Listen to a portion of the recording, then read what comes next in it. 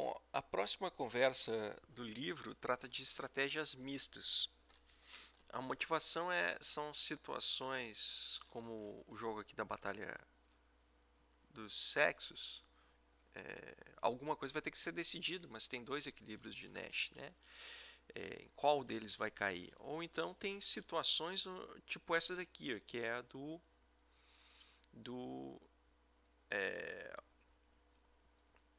esse matching pennies aqui. Por exemplo, esse jogo aqui. Ó. Se o jogador 2 jogar heads, é melhor para o jogador 1 jogar tails. Se o jogador 2 jogar tails, é melhor para o jogador 1 jogar head. Se o jogador 1 jogar heads, é melhor para o jogador 2 jogar heads. E se o jogador 2 jogar tails, é melhor jogar tails. Então essa aqui é uma situação onde você não enxerga um equilíbrio de Nash. Então existem situações. Quando só tem um equilíbrio de Nash, beleza, o jogo está resolvido. Né?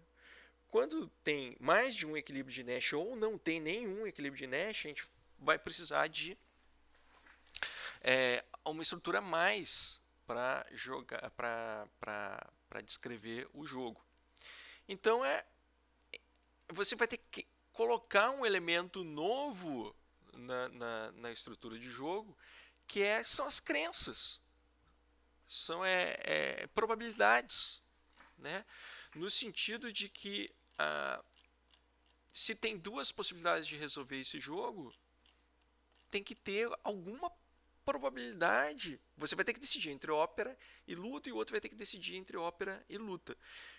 Você tem que ter alguma crença, alguma probabilidade que faça com que você decida ou por esse que a Pets decida ou nesse equilíbrio ou decida nesse equilíbrio, o Chris decida ou nesse equilíbrio ou nesse equilíbrio.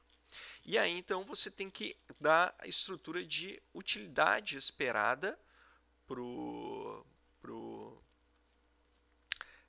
para você, mais do que utilidade simples, você tem que computar isso junto com as probabilidades e computar utilidades esperadas em cima dos payoffs e então definir uma probabilidade. Se você acreditar que a Chris vai jogar ópera com probabilidade acima de um determinado valor, aí então você joga ópera ou joga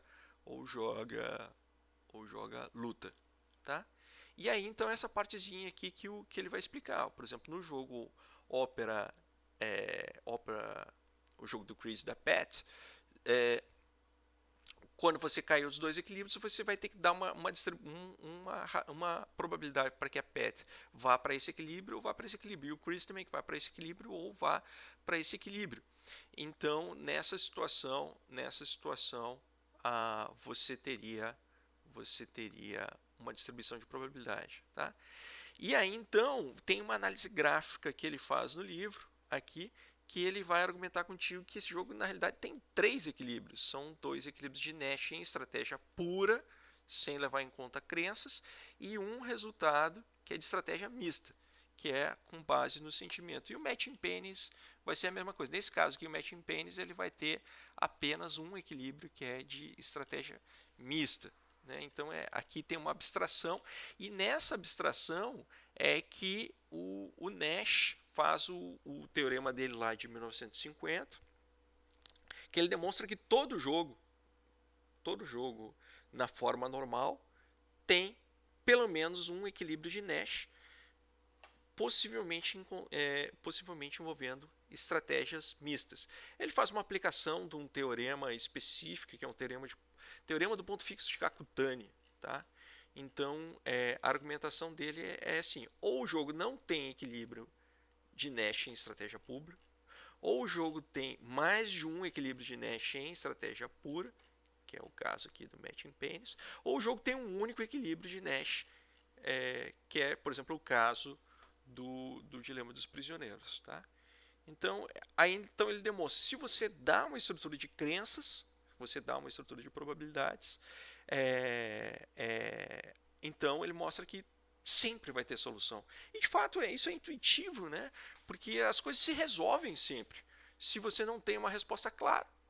e você tem que fazer alguma coisa, você chuta, você toma a decisão com base em uma probabilidade, ou mais especificamente com base em uma crença, que acho que isso aqui vai acontecer com mais chance uma coisa A em detrimento de uma coisa B. Tá? Mas nessa parte de estratégia mista e crenças fica bem abstrato. Tá? Então não se preocupem muito no capítulo 1 em entender ou ir muito atrás dessa questão das estratégias mistas, mas entender a motivação do equilíbrio de Nash, a forma de forma de representação comum e fazer os exercíciozinhos. Tá? E do capítulo 1 eu separei, foram 3 exercícios, né? Três seminários, tá? 3 seminários. Nenhum deles envolve questão de estratégia mista. Então, o aluno 1, que é o Douglas então vai tratar do problema da seção 1.2c e 1.2 dele. Vai fazer 2. Então, Douglas vai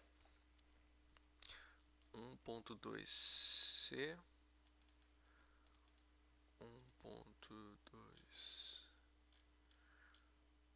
1.2, o Bertrand está aqui, 1.2 está aqui. Então é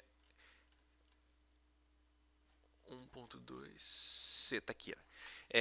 Então Douglas tem 1 hora para falar, tem 2 problemas. Então o Douglas tem que preparar uma apresentaçãozinha de meia hora para falar do joguinho de arbitragem final, que é 1, 2, 3, 4 páginas. Tá? Vou falar aqui em até meia hora. E o problema dos comuns, que é um problema muito legal. Tem várias versões do problema dos comuns aqui, que é 1, 2, 3 páginas aqui. Então, Douglas tem que fazer mais ou menos ver como dividir aqui, mais ou menos meia hora para cada um dos problemas. Então, isso aqui que o Douglas tem que fazer lá pro aquele dia lá que a gente falou, que eu já esqueci também. Então, o aluno B, que é o Leonardo,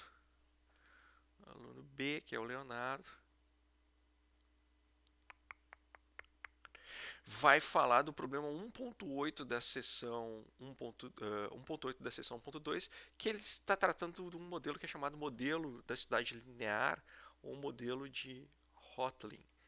Tá? Esse é um problema muito legal também, Hotelling Model. E ele tem 2 versões, ele tem uma versão para comércio e tem uma versão para política. Tá? Aí você procura aqui mais material, Leonardo, para enriquecer ali aqui Hotelling Model. Para enriquecer a apresentação, eu começaria, para ficar legal, eu começaria a apresentação com o modelo do sorveteiro, com a versão dos sorveteiros, né, que é aquela que tem a praia linear, e os sorveteiros eles têm que escolher qual é a posição que eles têm que se colocar. E depois com a versão para aqui, tem exemplos de outros, tem várias aplicações e eu acho que a mais legal é em ciência política, que é que os candidatos eles não podem ser extremistas para ganhar a eleição, eles têm que sempre ir em direção ao meio. Tá? Então fazer uma apresentação tratando disso. E o aluno C o Leon é o aluno 3. Ele vai falar então da seção 2.1c e 2.1d. Que é 2.1c, não, 1.2, 2.1. Nem cheguei lá. Tudo bem, é que não tinha material suficiente, eu já passei para adiante. Então vou falar daqui a pouquinho. Mas, aliás, eu já vou adiantar para fechar esse ponto aqui, ó, que a gente vai tratar na sequência, vai entrar para o capítulo 2, e no capítulo 2 vai falar de jogos sequenciais. Então, deixa eu ver o 2.1, que são mais simplesinhos, acho eu. 2.1.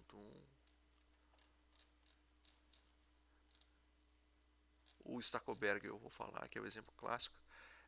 Assim, tá? Então, o Leon Leon vai falar desse joguinho aqui, que é a questão sequencial de negociação da firma com os trabalhadores, só que os trabalhadores eles estão sindicalizados.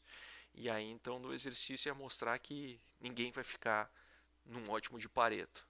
Eles vão negociar sequencialmente e vão ficar todo mundo numa situação complicada.